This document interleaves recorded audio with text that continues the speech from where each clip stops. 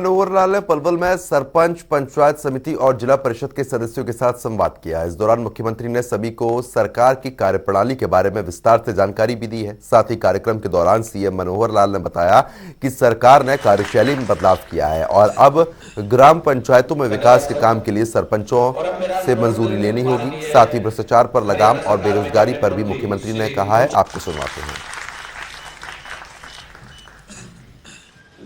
पंचायती राज का जितना पैसा होगा, पहले तो ये फाइलें सब चंडीगढ़ जाती थी डिपार्टमेंट में, डायरेक्टर के पास गई, सेक्रेटरी के पास गई, मंत्री के पास गई। अब इनका जो पैसा है वो सिर्फ यहीं तक सीमित रहेगा। ग्राम पंचायत अपने रेजोल्यूशन पास करके सरपंच से रिकमेंड कराएंगे सारे जो पैसा उनका है। लोक समिति, वो सब लोक समिति का चेयरमैन वो उसको रिकमेंड करेगा। ऐसे जिला परिषद का चेयरमैन अपनी बॉडी से प्रस्ताव पारित करने के बाद वो रिकमेंड करेगा।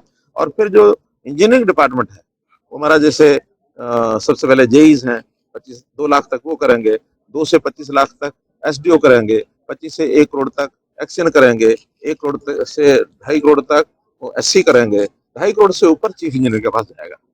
चीफ इंजीनियर भी गांव के सरपंच के रिकमेंडेशन पर ही काम करेगा और 7 दिन के अंदर अंदर इनके टेंडर वो सारे कंप्लीट होकर के खुल जाएंगे।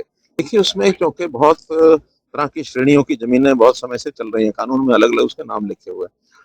उन सबको सुप्रीम कोर्ट का पीछे का निर्णय आया था कि अलग अलग नामों से जो जमीनें हैं जो कॉमन है, किसी की व्यक्तिगत नहीं है, वो सारी की सारी पंचायत में वेस्ट करेंगी। और जब पंचायत में वेस्ट करेंगे तो बहुत बड़ी जमीन जो है पंचायत के नाम आ जाएगी। लेकिन उन जमीनों पर कब्जे या कहीं पर लीज वो लोगों ने ले रखी है और कई कई सालों से ले रखी है। तो हमने कल एक मीटिंग करके उनको बताया कि कानून बना के जो लंबे समय के जो कब्जाधारी हैं चाहे किसी भी प्रकार से हैं उसका एक कानून बनाएंगे ताकि उनको स्वामित्व के नाते से उनको वो लाभ दे सकें। जैसे हमने नगरों में किया है कि 20 साल पुरानी जो भी प्रॉपर्टी है और वो किसी के पास भी लीज पर है, किराए पर है, तो वो उन्हें मालिकाना हक दे दिया। पैसा उसका लेना होता है, वो उसके कितने साल का कब्जा है उसके हिसाब से तय करेंगे, लेकिन किसी को भी खाली नहीं कराएंगे और कलेक्ट्रेट का एक परसेंटेज रेशो बना करके उनसे लेके उनका नाम करा दें। आज हमारे पास ऑथेंटिक रिकॉर्ड है कि 6 से 8% के बीच में बेरोजगारी ये हमारी पिछले समय से चल रही है। कभी 6 भी होती है, कभी 8 भी होती है, क्योंकि नए लोग भी जुड़ते हैं 18 साल से ऊपर होने के बाद। पुराने लोगों को नौकरियां मिलती रहती हैं और नौकरियां सरकार ने नहीं देनी है सारी। सरकार के पास तो 20 से 25 हजार की कैपेसिटी है देने की। लोग जो नए होते हैं, नौजवान 18 साल को पार करने वाले लगभग 4 लाख होते हैं। तो सब लोग अपने अपने काम में जाते हैं, कोई पैतृक काम में जाता है, कोई प्राइवेट नौकरी में जाता है, कोई अपना बिजनेस करता है, कोई अपना स्किलिंग सीख करके छोटा मोटा अपना काम करता है।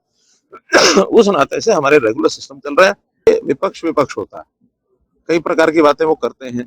कुछ बातें बेसिर पैर की होती हैं, कुछ बातें ऐसी होती है जो चल रही होती है, हमें भी पता है समस्या है, उनको भी पता है, वो चल रही होती है। पीपीपी है, एक नया प्रयोग किया है, समस्याएं कठिनाइयां हमको भी पता है, हमने 1 महीने का टाइम दिया कि उसको ठीक कराएंगे।